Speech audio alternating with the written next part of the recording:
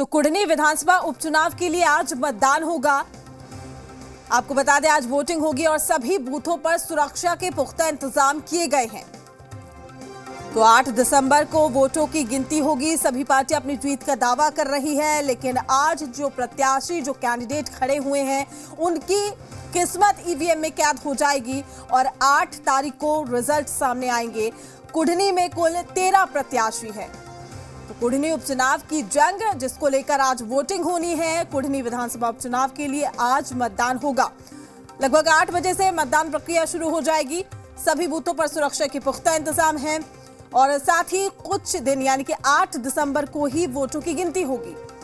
तो कुढ़नी में बीजेपी और जेडीयू के बीच में सीधी टक्कर। कुढ़नी उपचुनाव की ये महाजंग। तो कुढ़नी उपचुनाव को लेकर लगातार सियासत भी हो रही थी, लेकिन आज मतदान होगा, वोटिंग। अपने सपनों का बिजनेस शुरू करने के लिए आपको कोई भी बैंक बिजनेस लोन नहीं दे रहा? बिजनेस लोन लेने का सीक्रेट जानना चाहते हो तो फ्रीडम ऐप को अभी डाउनलोड कीजिए। होगी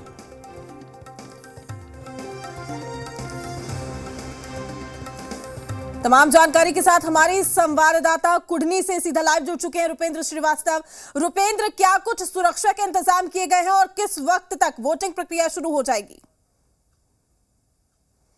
देखिए, पैरामिलिट्री फोर्स जो है उसके जो है सुरक्षा के इंतजाम किए गए हैं। बिहार पुलिस भी है और अभी जैसा मुजफ्फरपुर से पटना के लिए अगर हाजीपुर के लिए निकलते हैं तो पहला जो बूथ है वहाँ पर हम हैं। और देखिए कि आपको यहाँ कुढ़नी का जो है ये राष्ट्रीय उद्यमिक मध्य विद्यालय है और मेधाल है, वहाँ पर हम हैं। और देखिए कि वोटिंग की प्रक्रिया जो है शुरू हो गई है और लोग जो है वोट करने जो है वो पहुंच रहे हैं। और देखिए जो प्रक्रिया है पहले वो प्रक्रिया जो है शुरू हो गई है। और ख़ास तौर पर बात करें तो 320 जो है मतदान केंद्र बनाए गए हैं, जिसमें जो 184 भवन जो है उनमें ये मतदान केंद्र जो है बनाए गए हैं।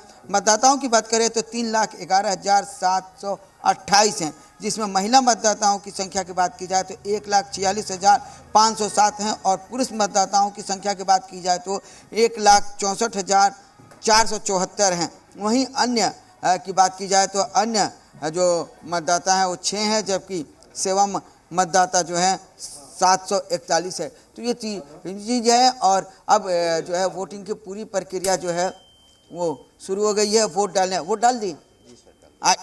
आइए, ये पहले मतदाता इस बूथ के हैं जो वोट डाल के जो है निकल रहे हैं। पहले अपना उंगली दिखाइए और देखिए ये पहले मतदाता हैं जिन्होंने वोट डाला है। ये चीज़ भाई सुबह सुबह एकदम आ गए वोट डालने के लिए। जी सर, हम लोग को बाहर निकलना है। अच्छा, बाहर निकलना है। कैसे उम्मीदवार को आप चुनेंगे? कैसे उम्मीदवार को आपने दिया?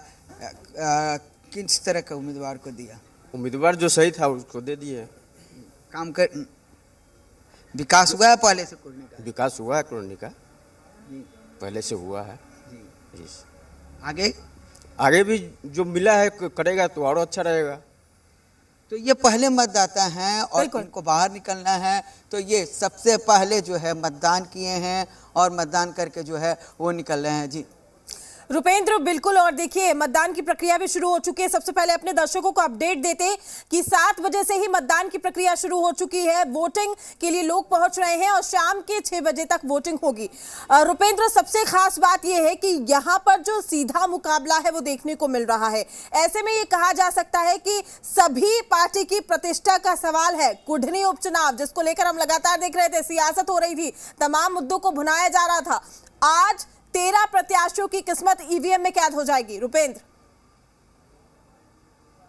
देखिए 13 प्रत्याशियों की जो है किस्मत जो है ईवीएम में कैद हो जाएगी और जो है परिणाम जो है 8 तारीख को आएंगे। लेकिन मुख्य टक्कर की बात की जाए तो महागठबंधन और बीजेपी में जो है वो जो है मुख्य टक्कर है। वहीं ओवैसी की पार्टी की बात की जाए और वीआईपी पार्टी की बात की जाए तो ये दोनों पार्टियां जरूर थी कि त्रिकोणीय मुकाबला हो जाए। लेकिन जहां तक यहाँ के लोगों से बात हुई, वोटरों से बात हुई, और तमाम पहलुओं पर हम देखें तो कहीं ना कहीं जो टक्कर जो है वो महागठबंधन और बीजेपी के बीच में है। और अब ये देखना है कि जब वोटर जो हैं ये उम्मीदवारों की जो है किस्मत जो है जिस तरह से बात करें तो पहली चीज़ है। दूसरी हम तस्वीर भी दिखा रहे हैं कि दूसरा जो मतदान केंद्र है उस पर भी वोटिंग की प्रक्रिया जो है वो शुरू हो गई है। और पहले जो हम बता रहे थे कि 13 उम्मीदवार की जो है किस्मत जो है वो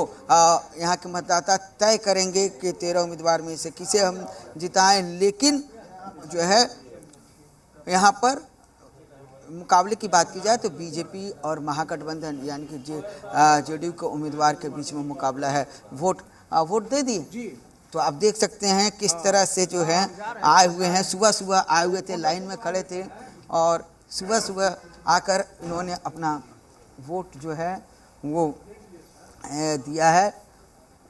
तब हाँ सुबह सुबह पहुँचे।